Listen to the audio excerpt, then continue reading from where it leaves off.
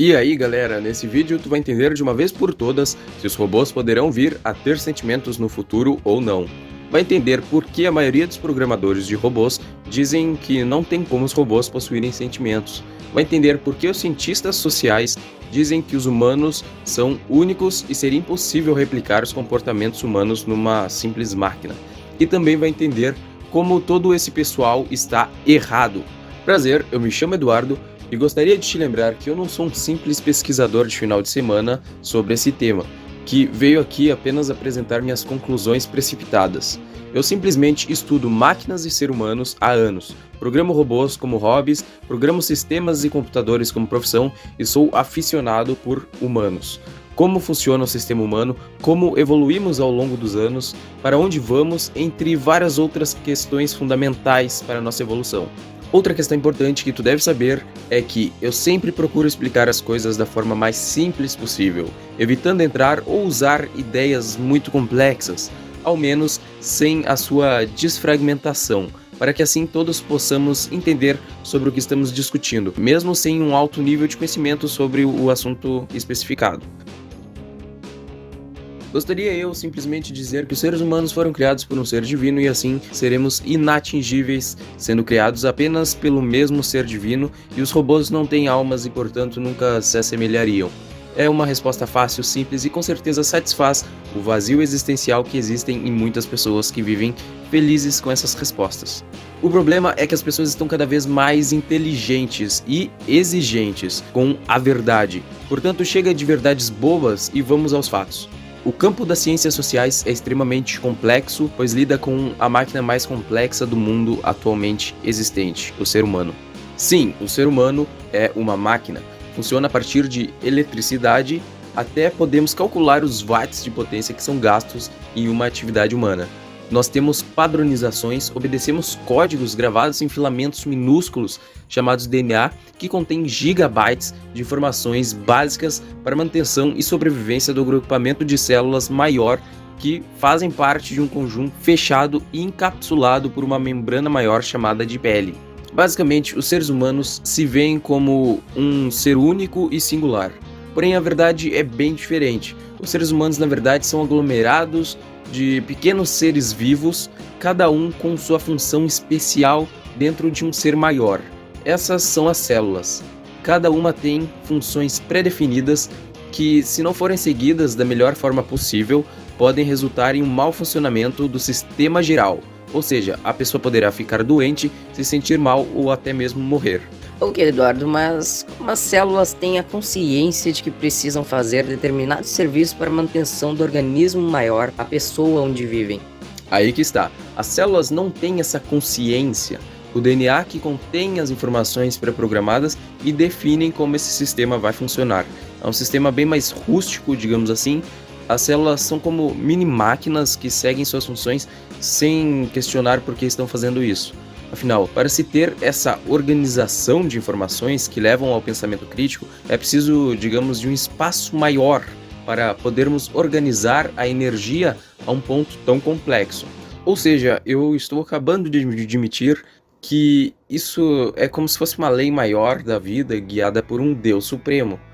Na verdade eu acho que não é bem assim. Primeiro, que isso não faz o menor sentido. Segundo, que só vemos tantos seres humanos e outros animais com sistemas perfeitamente funcionais por conta de uma regra universal óbvia.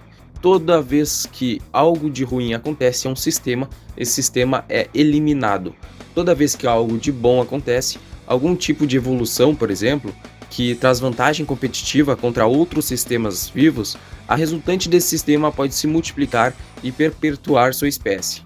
Então, graças aos ensinamentos de Charles Darwin, é meio que esperado que depois de milhões de anos existam seres cada vez mais evoluídos, e algo que um dia era uma simples célula contra todas as outras começa a se juntar com outras células e, com maior número, ganhar vantagem competitiva, e isso acaba perpetuando-se nos sistemas que têm os hábitos de formar grupos de células e eliminar células solitárias. Claro que esse é só um exemplo de vantagem competitiva entre sistemas orgânicos, onde existem diversas estratégias diferentes nessas batalhas canibalistas existentes entre seres vivos, mas é interessante notar como consideramos uma bactéria um ser vivo unicelular e um ser humano é um ser vivo pluricelular, quando na verdade um ser humano é um organismo formado por bilhões de vidas reunidas. E aí comenta aí se tu já parou para pensar como o ser humano olhando dessa forma, né, dessa ótica. Não somos apenas um ser vivo, somos um sistema complexo de manutenção e controle de poder energético que possui diversos organismos menores realizando trabalhos infinitos para continuarmos dando continuidade a esse controle de energia que possuímos. De fato, parece que o pensamento sobre a vida pode ser um pouco mais complexo do que aquilo que realmente acreditamos. Um grande filósofo, Nietzsche, disse uma vez que a vida só pode existir por uma regra do universo que ele chamou de vontade de poder. Essa vontade de poder seria o que reuniria esses organismos. É como se fôssemos um fenômeno da natureza, um bando de material inicialmente vazio de vida, por acidente acumulou uma energia elementar e essa junção de matéria que possui energia, com a possibilidade dela acumular mais energia, é o que podemos chamar de vida. Essa é a vontade de poder. E com sistemas cada vez mais complexos, sim, podemos dizer que o ser humano não é uma vida exatamente, mas sim uma consciência, algo acima de uma vida, que na verdade podemos entender como uma simples matéria buscando capturar mais poder. Não sei tua opinião, mas eu achei essa visão de mundo um tanto quanto interessante e até mesmo bem provável. Então, se tudo isso fez sentido para ti, comenta aí no vídeo se tu quer que eu faça um vídeo só sobre esses conceitos filosóficos sobre a vida em si, porque agora vamos descontinuar esse assunto sobre vida e vamos dar continuidade ao como o ser humano administra toda essa energia dentro do seu corpo. Então, basicamente, o ser humano possui células especiais que dão oportunidade ao surgimento da consciência humana, que são os famosos neurônios. Os neurônios, como todos sabem, administram uma forma de energia especial, que não é aquela especialmente química, mas é uma energia que é existente de diversas formas dentro de um sistema. O neurônio trabalha com energia elétrica. Exatamente, a mesma energia que liga a lâmpada da sua casa. A mesma que faz seu computador rodar esse vídeo que tu está assistindo agora. Mas não é 220. O processador do computador, na verdade, trabalha em torno de 3 volts e meio, e ele é formado por um componente que possui entradas e saídas. Exatamente como um neurônio, esse é o transistor. O processador ele possui milhões, talvez bilhões de transistores, exatamente como o cérebro humano. Só que a diferença é que esse último trabalha em torno de 0,1 volts de tensão. Ok, entendemos que humanos têm funcionamentos semelhantes ao computador, como a utilização de energia elétrica para manipular informações. Mas como isso gera emoções? E para isso, vou trazer novamente a este canal um convidado muito especial, ao qual tenho grande carinho devido à sua astúcia e contribuições intelectuais para com a sociedade mundial. Estou falando de um dos maiores neurocientistas do mundo, Antônio Damasio, ao qual, em suas palavras, entende os sentimentos ou emoções como marcadores somáticos. E só para relembrar, eu não vou me aprofundar no tema. Então, para quem quiser entender melhor a diferença entre emoções e sentimentos, como eles funcionam e o que são de fato, recomendo ler os livros de Damasio, que são interessantíssimos e que, apesar de termos técnicos complexos, também utilizam linguagem extremamente simples e desfragmentada para leigos poderem entender. Então é isso, sentimentos são marcadores somáticos. Isso significa que nós, seres humanos, possuímos comportamentos guiados por funções eletroquímicas, regulados por um sistema formado por cerca de 86 bilhões de neurônios interconectados, e cada um deles possui um funcionamento básico que pode ser previsto e estudado por cientistas novatos, mas que, com a sua rede interligada, onde cada neurônio possui diversas entradas de sinais e diversas saídas, formando trilhões de conexões de informação que formam nossa consciência. Isso sim é o problema. A complexidade formada por bilhões de funções diferentes interconectadas entre si formam uma função maior, digamos assim, e que é muito mais complicada de se compreender. Realmente tudo isso vira uma coisa muito complexa, mas as emoções, elas realizam pequenas alterações nesses neurônios, fazendo com que um ser humano padrão apenas modifique sua própria personalidade.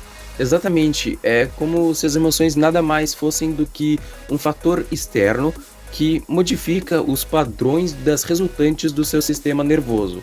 Isso explicando, claro, de forma mais simplificada. Na prática, é tipo, tu já deve ter notado uma pessoa que possui padrões de pensamentos, como uma pessoa sendo mais positiva ou mais negativa, por exemplo. Tu pode notar examinando a si mesmo. Quando tu era mais novo, provavelmente já pensou que se tornar médico ou um astronauta era barbada, não é mesmo? Essa é uma tendência de pensamento gerada por um padrão de um sistema humano infantil. Com o passar do tempo, temos a tendência a nos desmotivarmos, acreditamos que as coisas são bem mais difíceis e temos comportamentos bem diferentes daqueles quando éramos crianças. Não só este, mas sobre várias outras questões, e é isso que realmente determina quem nós somos. São nossas crenças, nossas memórias, padrões de comportamentos, etc. E a emoção é um marcador somático que altera a possibilidade de tomarmos atitudes diferentes, de termos pensamentos diferentes e até mesmo de nos relacionarmos diferentemente com a própria emoção.